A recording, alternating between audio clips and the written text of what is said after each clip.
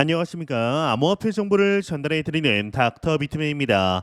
네, 토요일도 슬슬 마무리되고 있습니다. 어떻게 오늘 하루 잘 마무리하고 계신가요? 이 토요일인 잠잠하게 흘러가는 모양새입니다. 이 비트코인을 포함 메이저 알트들의 변동성이 상당히 작은데요. 이제 내일이면 9월이 시작이 되죠. 이 크립토 마켓을 포함한 위험 자산 입자 역사적으로 9월은 꽤나 괜찮은 달이었기 때문에 기대를 해볼 만한 것 같습니다. 일단은 코인 마켓캡에서 메이저 탑10 코인들 가격 한번 빠르게 살펴보도록 하겠습니다. 네, 일단 시가총액 1위의 비트코인의 경우는 크게 변동 없습니다. 59,100달러대, 이더리움 역시 큰 폭의 변동이 없는 상태입니다. 2,520달러대, BNB도 0.29% 하락, 솔라나가 1.24% 하락, XRP가 0.90% 상승하며 0.56달러대 나타내고 있습니다. 전반적으로 메이저 알트들 비트코인 전반적인 변동성 상당히 작은데요. 이 비트코인 더미넌스 한번 보도록 하겠습니다. 비트코인 더미넌스는 56.2%, 이더리움 더미넌스는 14.6%를 나타내고 있습니다. 시간이 갈수록 비트코인의 더미넌스가 점점 올라가는 것이 보이고 있죠. 네, 비트코인 가격이 일주일 새 8%가량 하락한 가운데 이 마이크로 스트래티지의 공동 창업자이자 기관 투자자들의 길라잡이 마이클 세일러는 비트코인에 대한 강력한 지지 발언으로 암호화폐 커뮤니티에 주목을 받게 되었습니다. 이 세일러는 소셜미디어 플랫폼 X.com을 통해 성공은 우연이 아니라 계산된 결과다. 비트코인이라는 메시지와 함께 비트코인의 수학적 변수를 나타내는 이미지를 공유하게 되었는데요. 한번 같이 마이클 세일러의 엑스닷컴을 이제 이동해서 같이 한번 보도록 하겠습니다. 네, 이동을 해보았는데 지금 보시는 이 이미지에는 비트코인의 반감기 수 32와 반감기 사이의 블록 수를 나타내는 21만, 그리고 블록당 발행되는 비트코인의 수 50, 그리고 지금까지의 반감기 수 EI가 이제 포함이 되어 있습니다.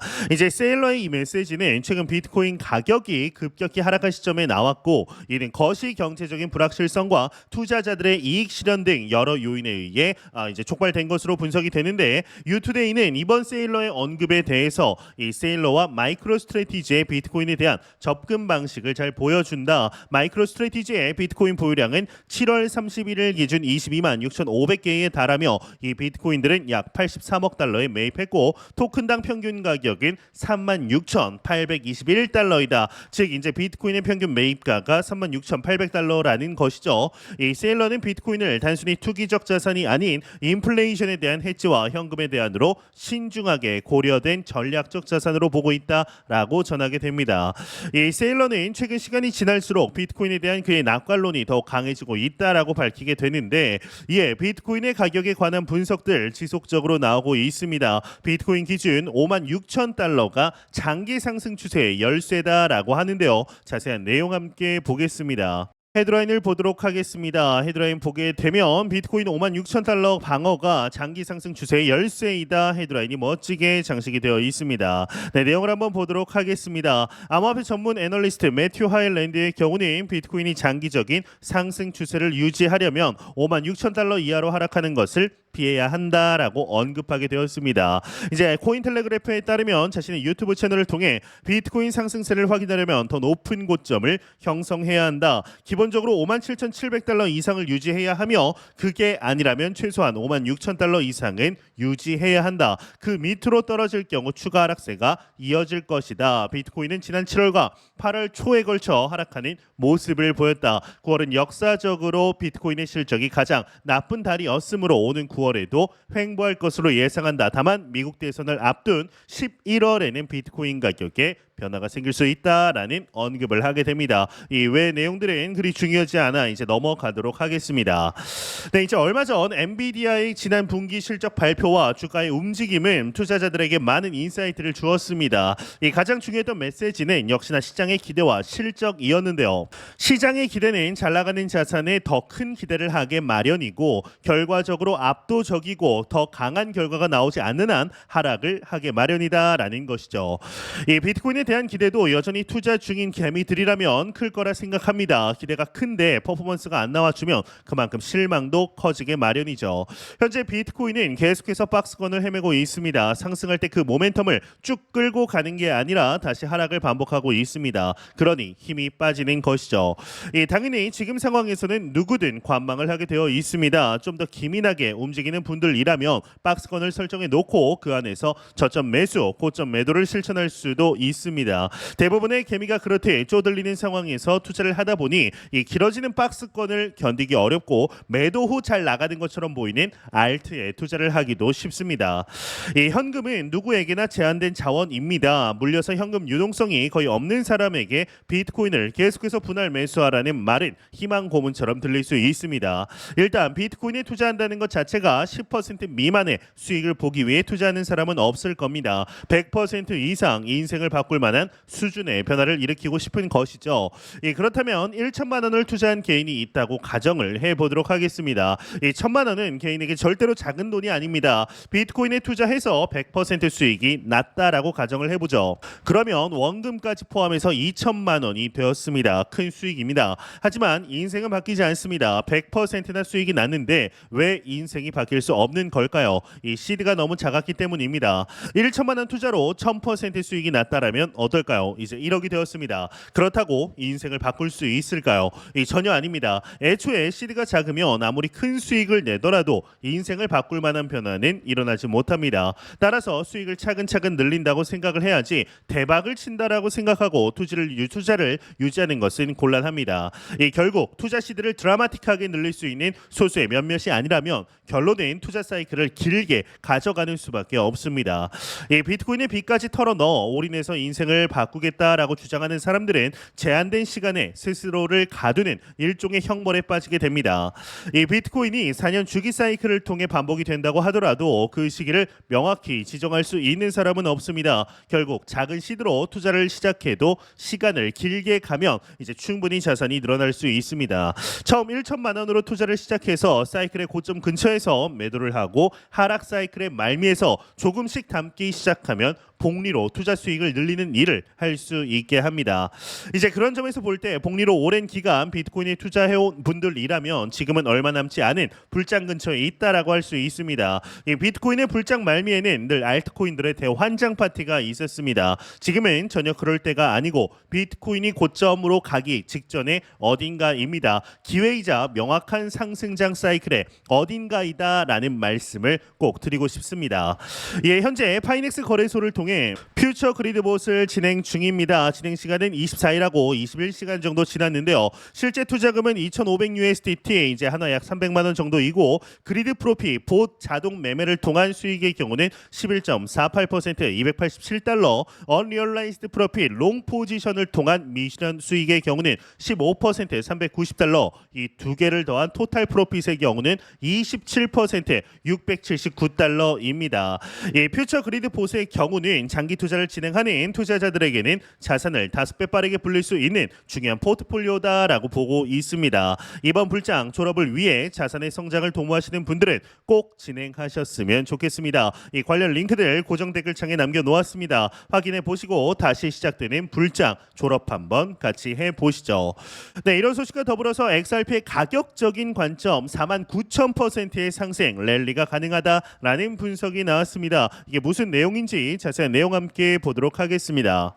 헤드라인을 보도록 하겠습니다. 헤드라인 보게 되면 XRP의 가격이 2017년 반감기 이후에 상승세를 반복할 경우 49,155% 상승하여 251달러에 도달할 수 있다라고 헤드라인이 장식이 되어 있습니다. 한번 내용을 같이 보도록 하겠습니다. 네, XRP 가격이 2017년 반감기 이후에 상승세를 반복할 경우 49,155% 상승하여 251달러에 도달할 수 있다. 2016년에서 2017년 사이 XRP가 기록한 반감기 이후의 상승세가 반복되면 XRP 가격이 크게 상승을 할 건데 2023년 4분기 이후 XRP 가격 성과는 특히 유리하지 않았다. 시장 전반의 방향성을 따른 결과이긴 하지만 XRP는 시장의 다른 자산들만큼의 성장을 기록하지 못했다라고 하고 있습니다. XRP의 가격의 저조한 성과를 예를 들어 이제 최근의 어려움에도 이제 불구하고 비트코인은 2023년 9월 이후 127%의 상승을 했다. 유사하게 솔라나는 이 기간 동안 589%라는 놀라운 상승률을 기록을 했다.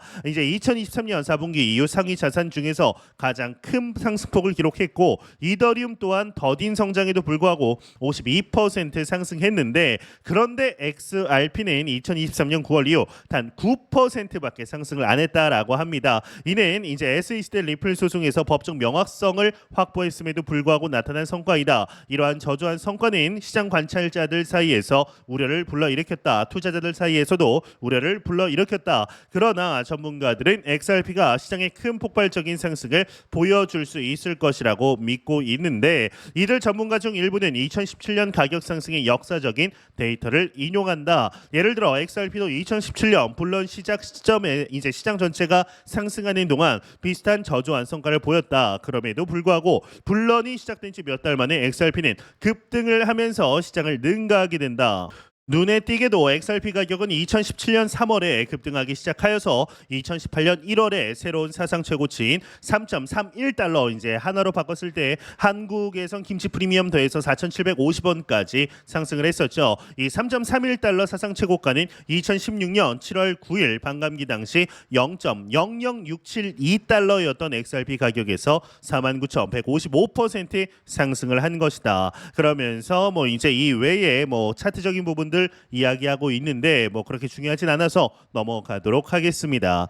네, 최근 들어서 XRP의 가격적인 분석들 상당히 많이 나오고 있습니다. 뭐 10달러 도달할 것이다, 100달러 도달할 것이다, 10,000달러 도달할 것이다 라는 분석들 많이 나오고 있는데 이러한 언급들을 하면 이제 투자자분들의 경우는 됐고 일단 1달러부터 이제 올려놓고 이야기해라 라고 말씀하시는 게 사실입니다. 그간 보여왔던 XRP의 가격적인 추이가 그러한 생각들 기회비용이라는 생각을 할 수밖에 없게 만들어주고 있죠. 특히나 이제 얼마 전 8월 초에 이루어졌던 아날리스트 토레스 판사의 리플사 방면 상당히 유리한 소송의 거의 승소라고 말할 정도의 판결이 나왔음에도 불구하고 당일날 급등했던 분이 다시금 회귀하면서 참 아쉬운 모습을 보여주고 있습니다. 그렇지만 이전과는 완전히 달라진 것은 XRP의 강력한 매도 압력이 해소가 되었고 상승 모멘텀과 펀더멘탈이 이전과는 차원이 달라졌다라는 것인데요. 현재 우리가 맞이한 2024, 2025 불장의 주인공이 XRP가 될 수 있기를 진심으로 바래 보도록 하겠습니다.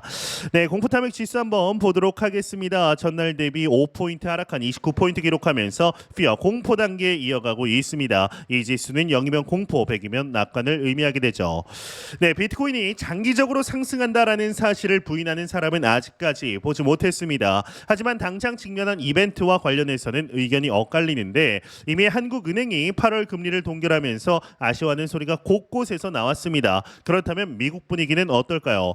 9월에 금리를 인하한다는 것이 정설로 여겨지고 있습니다만 금리가 인하되더라도 과연 얼마나 빠르게 인하되느냐가 더 큰 문제입니다. 특히나 꽤 길게 고금리를 유지할 경우 당장의 금리 인상이 시장에 미치는 영향은 미미할 것으로 보입니다. 충격이 발생할 만한 인하를 시장은 원하고 있기 때문이죠.